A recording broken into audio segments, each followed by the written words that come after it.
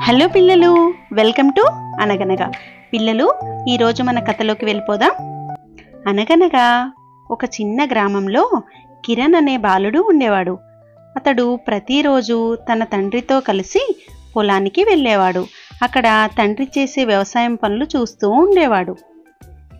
ఒకరోజు పొలంలో పనిచేస్తుండగా అతనికి ఓ ప్రకాశవంతమైన నల్లికాయ కనిపించింది. అది బంగారు రంగులో మెరిసిపోతూ ఉంది. కిరణ్ ఆశ్చర్యపడి తన తండ్రికి చూపించాడు. తండ్రి చెప్పాడు, ఒరే కిరణ్, బంగారు నల్లికాయను ఎవరికీ చూపించకూడదు. ఇది ఒక రహస్యమే. దీని వెనుక ఏదైనా ఒక గొప్ప విషయం ఉండొచ్చు అన్నాడు. కిరణ్ ఆ మాటలు విని ఆ నల్లికాయను తన జేబులో పెట్టుకొని ఇంటికి వెళ్ళాడు.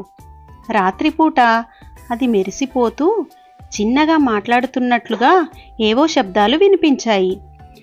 నన్ను సరైన వ్యక్తి చేతిలో పెట్టు కిరణ్, నేను అతనికి గొప్ప వరం అవుతాను అని అంటూ ఆ నల్లికాయ మాట్లాడడం మొదలుపెట్టింది.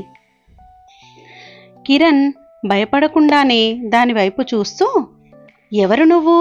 నిన్ను ఎవరికి ఇవ్వాలి అని అడిగాడు.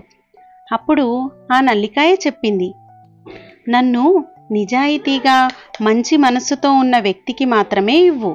అప్పుడు అతనికి నాతో గొప్ప అదృష్టం కలిగేటట్లు చేస్తాను అంది ఆ నల్లికాయ. అప్పుడు కిరణ్ ఊర్లో ఉన్న ప్రజలను గమనించడానికి వెళ్ళాడు. ఎవరు నిజాయితీగా ఉంటారో పరీక్షించాడు. కొన్ని రోజులకు ఒక పేద రైతు తన వద్ద ఉన్న అన్నం తినకుండా ఆకలితో ఉన్న ఒక వృద్ధురాలికి ఇచ్చిన సంఘటన చూశాడు. అతనికి ఆ బంగారు నల్లికాయను కిరణ్ ఇచ్చి వెంటనే, తాత, నువ్వు చాలా మంచి పని చేశావు, అందుకే నేను నీకు ఈ నల్లికాయను ఇస్తున్నాను, దీనివల్ల నీకు అదృష్టం కలుగుతుంది అనగానే ఆ రైతు ఎంతో సంతోషించి ఆ నల్లికాయను తీసుకున్నాడు. అప్పటి నుండి ఆ రైతు పొలంలో అధికంగా పంటలు పండాయి. అతను ధనవంతుడై గ్రామానికి ఉపయోగపడే వ్యక్తిగా మారాడు. పిల్లలు, మీకు ఈ కథ నచ్చిందా? ఈ కథ వల్ల మనకి అర్థమైన నీతి ఏమిటి?